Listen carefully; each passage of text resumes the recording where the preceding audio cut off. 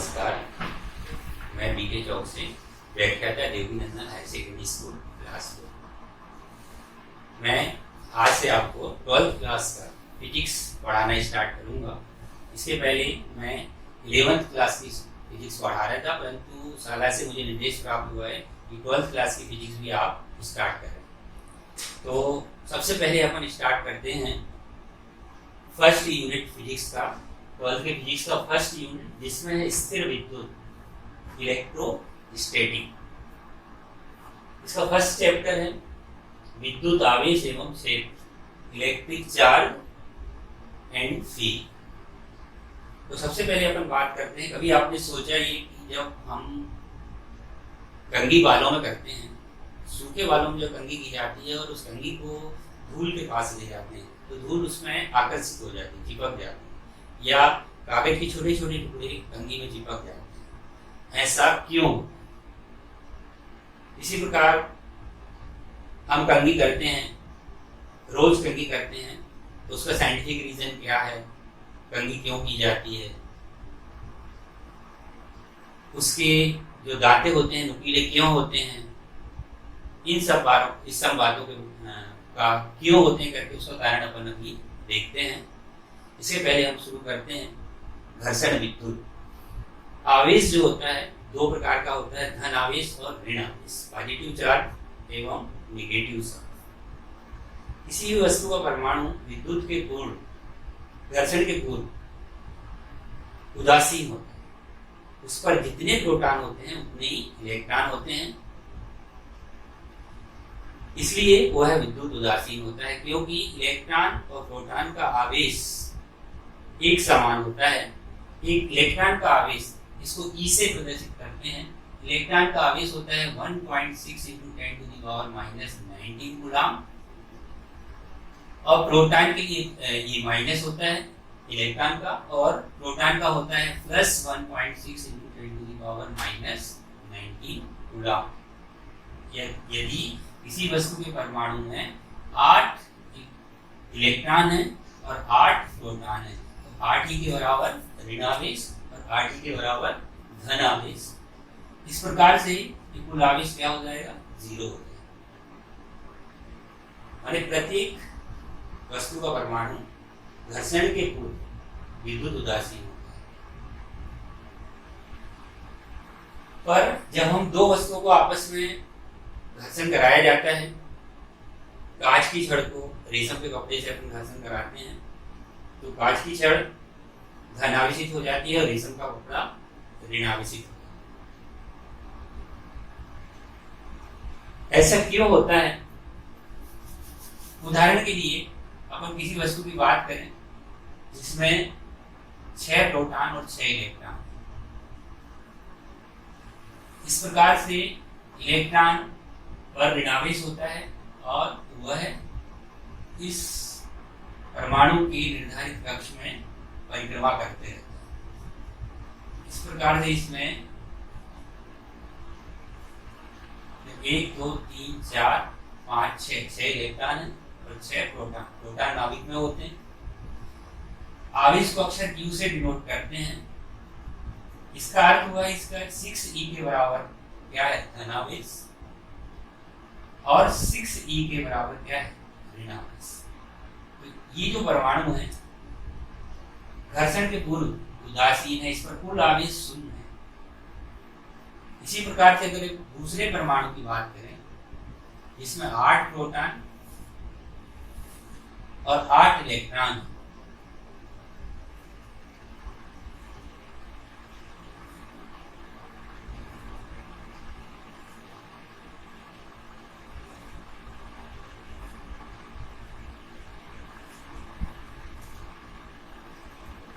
इस प्रकार से इसका जो धनावेश है वो 8e के बराबर होगा और ऋणावेश होगा 8e के बराबर। कुल मिला के ये कुल आवेश यहाँ भी क्या हो गया? 0। तो इसका अर्थ हुआ कि ये परमाणु और ये परमाणु, दोनों परमाणु अभी विद्युत उदासीन हैं। इसके पास भी कोई आवेश नहीं है, इसके पास भी कोई आवेश नहीं है, परंतु जैसे इनका घर्षण कराया जाता है तो हो सकता है कि इस परमाणु से इलेक्ट्रॉन इस वस्तु के परमाणु में चले जाएं या इससे इलेक्ट्रॉन यहाँ आ जाए। मान लो घर्षण से 2 इलेक्ट्रॉन यहाँ आ जाते हैं, तो इसमें ये 2 इलेक्ट्रॉन वहां चले गए।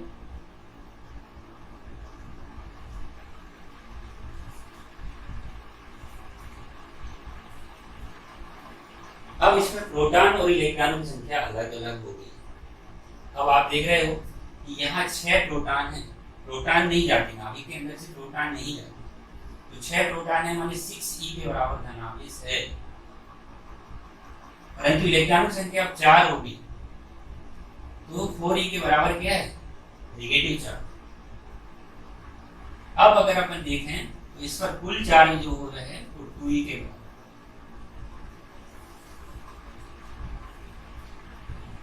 इसको अपन इस प्रकार से बोलते हैं Q1 Q2, तो ये Q जो है 2e के बराबर।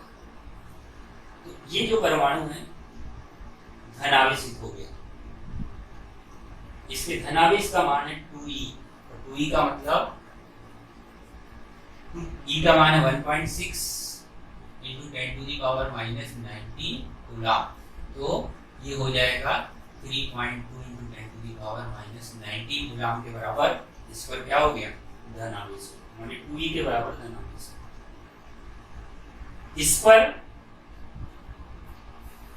अब आप देख रहे हैं प्रोटॉन 8 प्रोटॉन है, तो आवेश 8e के बराबर है, परंतु इलेक्ट्रॉनों की संख्या बढ़ गई, कितनी हो गई, 10, तो 10e के बराबर नेगेटिव चार्ज। अब आप क्या देख रहे हो,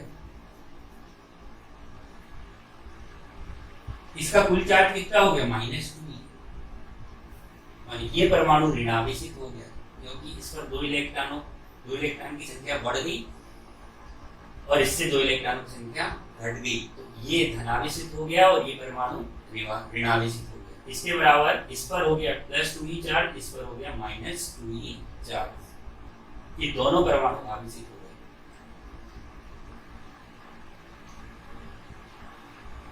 अगर अपन बात करें आवेश के संरक्षण की, कंजर्वेशन ऑफ चार्ज की बात करें, तो उस नियम से भी ये आवेश इस पर दो इलेक्ट्रॉन इस पर चले गए। अगर बाद में इनका कुल चार्ज अगर टोटल किया जाए तो दोनों का कुल चार्ज एक समान होगा। कंजर्वेशन के नियम से इलेक्ट्रॉनों का वितरण हुआ है पर नष्ट नहीं हुआ, आवेश नष्ट नहीं हुआ। इलेक्ट्रॉन इससे इसमें चला गया है पर आवेश नष्ट नहीं हुआ। तो इस प्रकार से अब यहाँ क्वेश्चन ये खड़ा होता है कि जब कोई वस्तु आवेशित हो जाती है तो उसके द्रव्यमान पर क्या प्रभाव पड़ता है। तो बताओ द्रव्यमान पर प्रभाव पड़ेगा या नहीं। तो द्रव्यमान पर बिल्कुल प्रभाव पड़ेगा। जिस वस्तु से इलेक्ट्रॉन निकल जाएंगे उस वस्तु का द्रव्यमान कम हो जाएगा। अगर 2 इलेक्ट्रॉन निकल गए तो इसका अर्थ हुआ कि उसके द्रव्यमान में कमी आ गई। क्यों? क्योंकि एक इलेक्ट्रॉन का जो द्रव्यमान होता है 9.1 × 10⁻³ किलोग्राम।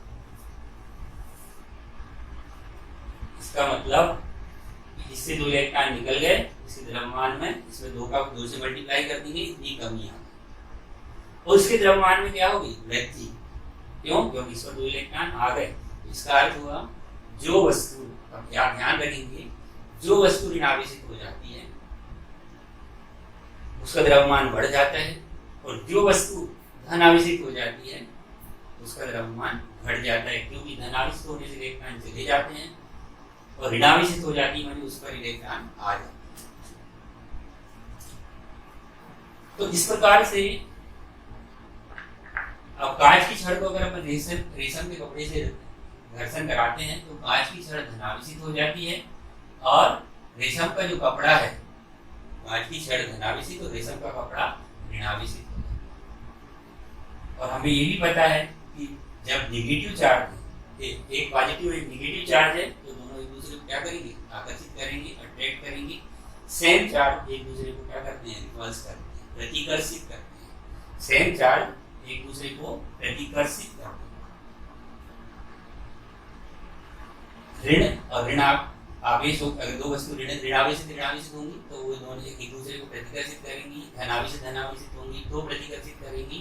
एक धनावेशित होगी, एक ऋणावेशित होगी तो क्या करेगी, आकर्षित करेगी। इस प्रकार अब आपका जो आंसर, जो आपसे सबसे शुरू में क्वेश्चन किए थे, उसका आंसर अब हम बता रहे हैं कि बालों में कंघी क्यों की जाती है, या बालों में कंघी करने से तो धूल के कणों को क्यों आकर्षित करने लगती है। तो जब कंघी का बालों से घर्षण होता है तो घर्षण विद्युत के कारण कंघी भी आवेशित हो जाती है और बाल भी आवेशित हो जाते हैं। कंघी के आवेशित होने के कारण जब उसको धूल के पास ले जाते हैं तो वो धूल के कणों को अपनी ओर क्या करने लगती है, आकर्षित करने लगती है। इसी प्रकार से कंघी करने का साइंटिफिक रीजन ये है कि जब हम कहीं बाहर से आते हैं तो हमारे सिर में बहुत सारी डस्ट बैठ जाती है। तो जब कंघी करने से, जब कंघी आवेशित होगी तो आवेशित होने से वो डस्ट जो है वो कंघी में चिपक जाएगी और हमारे बाल साफ होते हैं। बाल जम जाते हैं, सुंदर दिखते हैं, वो तो सिंपल रीजन है। परंतु साइंटिफिक रीजन उसका यही है कि बालों से घर्षण होने से, कंघी के आवेशित होने से तो बालों में डस्ट या कुछ भी जो कचरा भरा रहता है वो कंघी में चिपक के बाहर आ जाता है। अब सवाल ये होता है कि कंघी नुकीली क्यों होती है। तो कंघी नुकीली होने का मतलब है कि जो वस्तु जितनी ज्यादा नुकीली होगी उतनी जल्दी आवेशित है तो उतनी जल्दी ही निरावेशित होती है। तो चार्ज भी जल्दी होती है और डिस्चार्ज भी जल्दी होती है। कंघी को जैसे ही बालों में घर्षण किए तो चार्ज होगी, चार्ज के कारण डस्ट वगैरह को अपनी खींच ली, आकर्षित कर ली। जैसे ही बाहर करे तो नुकीले होने के कारण वो डिस्चार्ज होगी, वो जो कण है वो झड़ गए, जो डस्ट है वो झड़ जाती है, उस कंघी से बाहर हो जाती है। तो ये है साइंटिफिक रीजन कंघी करने का। और ये है चार्ज।